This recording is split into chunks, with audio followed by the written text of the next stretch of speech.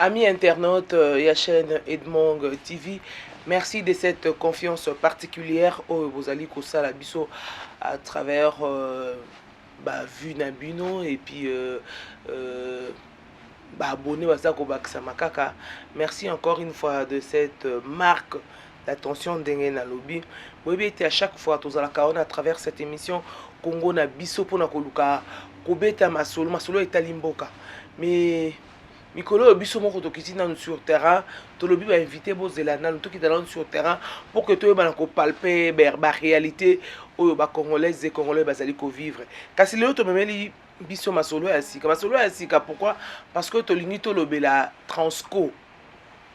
société oyo ezali ya transport pour na ba congolais boyebi ete société wana ezalaki créé pour na ba oyo ba ebité na 2013 par le premier ministre Augustin Matata Ponyo à l'époque pour ko pallier na ba problème où il y a transport plutôt où ba congolais bazalaki ko vivre na kati ya capitale congolaise la ville de Kinshasa nde ayeba azoki likanisi ya ko créer société où ba bengi na kombo ya Transco à l'époque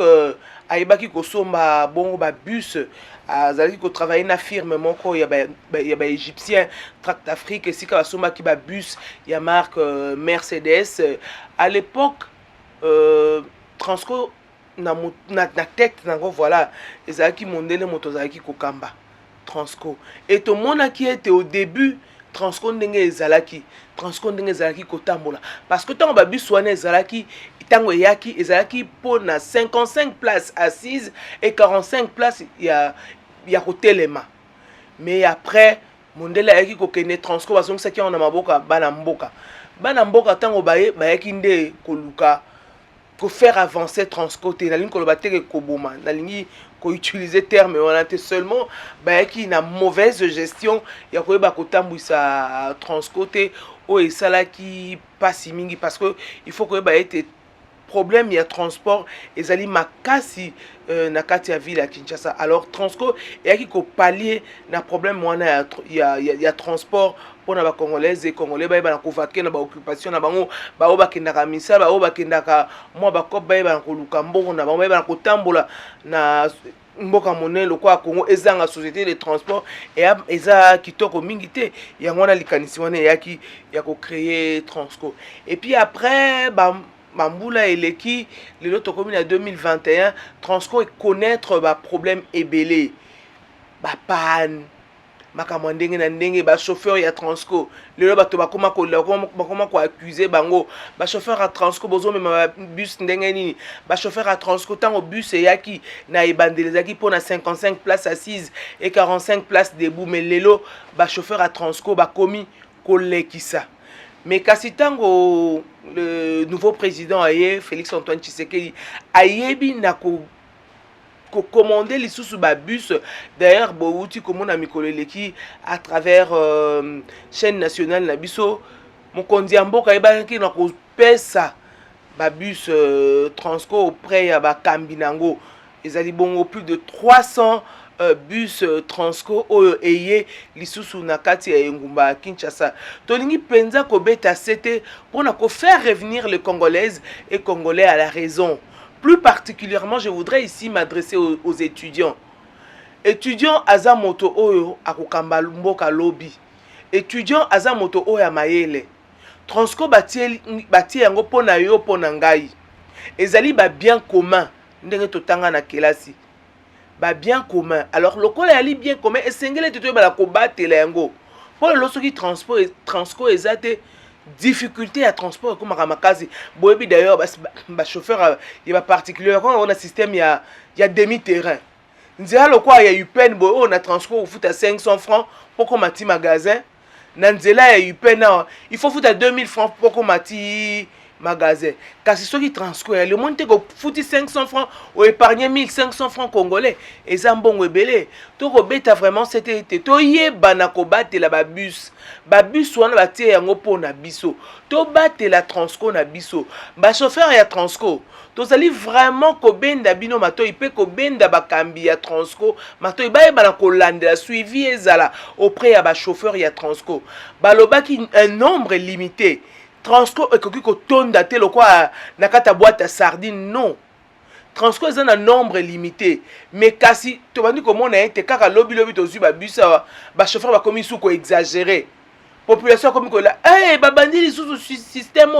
bazongi sous coton, ça va ton bus à Transco. Et là, quoi, il y a mal à monter. Conscience, il faut toujours te interpeller Congolais et Congolais. Il faut toujours interpeller cause un patriotisme, voilà, c'est le mot que je cherchais. Il faut toujours avoir le patriotisme, l'amour du pays. Quand tu as l'amour de ton pays, je ne pense pas que tu vas détruire les Transco. Quand tu as l'amour de ton pays, je ne pense pas que au coton di sabato na kati ya Transco, le bus elingi explosé. Boebi était mikolo au monde ezali ko traverser situation moko très grave, très chaotique avec la pandémie de la Covid-19 o ezali ko boma bato. Boebi yango ezali malade moko o ezali ko pesama na mopepe. Il suffit qu'un moto soit infecté, asimbelo ko yopo simi oza infecté. Yango il faut vraiment le quoi ba Transco ezongi toye ba na ko respecter ba geste barrière. Toye ba na ko respecter ba geste barrière pour que to arrêter évolution ya pandémie oyo. Yango tozali ko belela, tozali ko betambela auprès ya ba chauffeur ya Transco. Moto avant maintenant bus à Transco ndeko. Yo moko zala na masque na yo. Yeba ete ezali na bon moi na yo ozali ko batela vont batela bon moi ya moto mosusu banana na ko batela bon moi na yo moko nde ko yeba ko batela bon moi ya ndeko na yo tozala toujours na ba masque na biso tango to ko kota na bus à Transco to respecter distance balobaki distance eza ya 1 mètre. Alors je me demande na kati ya Transco tozali ko respecter distance ya 1 mètre. Je crois que ngala ko mekala ko kota ndeko discover na éviter so déjà so koti na kati ya Transco yo so koti na kati ya Transco distance eza respecté ndeko alobi na ngai distance takati ya Transco eza respecté te yango wana nde likambo ezali kosala pasi mingi. Il faudra à ce que to tcha penza likambo ya covid o na mitu na biso omoni ete bana basali ton molai bazongi classe ezali kozonga awa lundi le 22. Il faut te mettre à 7 pour le respect des gestes barrières. Il faut te mettre à 7 pour le respect des gestes barrières. To sepeli tozali na esengo population congolaise a sepeli comme on a ba bus et inondé ville à Kinshasa parce que transport est comme à sous les caméras pas cité. Course va chauffeur va commencer sur un demi-terrain. Course est quand même pas où tu as eu peine OK le matadikibala. Il faut foutre à 2 taxis. Et à la qui taxi mon 500 francs comme matadikibala casser les lots, il faut foutre à 2 taxis voire même 3 taxis. Course la Transco et au footibé 500 francs. Monte ko épargner 1000 francs au course melongo lobima pendant soukal po meliti. Alors il faut vraiment ce que bakondi à Transco baye balako battre la bijou oyo o ezali Transco na biso Transco na yo Transco na ngai pe soki wana te balo mususu ya Transco et ko eza ko ya lisusu d'ici là je crois que bakondi à Transco bako recevoir le susu balo donc ville à Kinshasa et kozala vraiment inondé na ba transport na biso en commun société na biso to bengi Transco et ton d'ici ba bus tata mokonzi ya école asombi ba bus ebele pona ko luka ko pallier na problème o ya transport ezali ko déranger ba congolaises et congolais yango na biso souci na biso ezali kaka ke toyeba na ko batela les biens communs toyeba na ko batela bijou o ba pesi biso yeba ete tango na matina Transco eza esika na ko cracher te yeba ete tango na matina Transco eza esika na kozwa papier mouchoir na ngai te na sisi na zui na boaki mouchoir en papier na ngai na lingi na zui na boaki non yeba ete tango matina Transco eza esika ete omeli jus na yo ozui canette no boaki non to respecter Transco to batela Transco Transco eza esika ete oboaka posono ya etabete po Transco eza poubelle te moto na moto esengeli ayebala ko toyebala ko yekola mwa kibomoto makamona ya mike ya kibomoto toyebala ko yekola yango. C'est vrai bokolo ba ete mama Edwige to koboaka ba poubelle ya te bandana na robomba nanu yo moko nanu ko kankisa pe ba saleté na mouchoir en papier na o tient na kata ya sachet ozui canette no o tient na kata ça quand tu vas arriver chez toi o ko boka on na kata poubelle to batela Transco ezate ko continue na Transco lozuma tembele na o nde na monaka mama msosu ma tembele na ah ça na kata ya Transco Transco comme cuisine tant aux salita matembele abwaki te bongo te to battre la Transco o ezali société na biso to battre la Transco o ezali bijou ya biso ya bana mboka na lobby ete mikolo eleke to uti komona président de la République Félix Antoine Tshisekedi, c'était la semaine dernière, a outi kopesa plus de 300 bus na bakondi ya Transco. D'ailleurs Transco si ebandi ebandaki depuis lundi mituka transport ba bus à Transco déjà bandi ko tambo. D'ailleurs ce ko tali pe na ba arrêt na moni pe moi en situation à transport comme moi malamu et ça le sous ndenge ezalaki liboso te malgré couvre-feu ezali mais quand même ozomona ete na ba rende bato balaki ko tonda liboso bato bakomi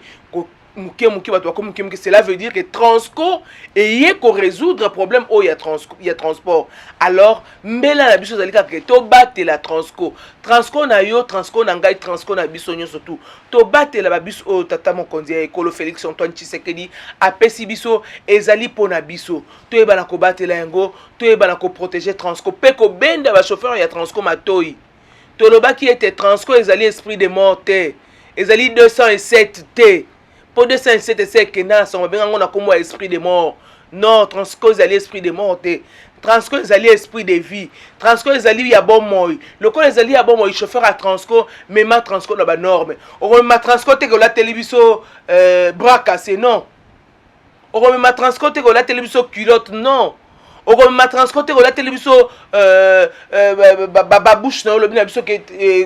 molunge zali non mais ma transco na ba norme chauffeur ba receveur ba o bazwa mbongo na transport ba contrôleur ya transco to e ba na ko se comporter dignement pour na ko batela bijou o tata mokonzi ekolo apesi biso biso pe ba imboka ba ito utiliser ka Transco to e bana ko battre la Transco na lobby Transco na yo Transco na ngai Transco na biso nyonso Transco ezali poubelle te Transco ezali cuisine na yo te Transco ezali chambre na yo te Transco ezali salon na yo te moto so mona côté na Transco so indisposé bato ende ko discover allo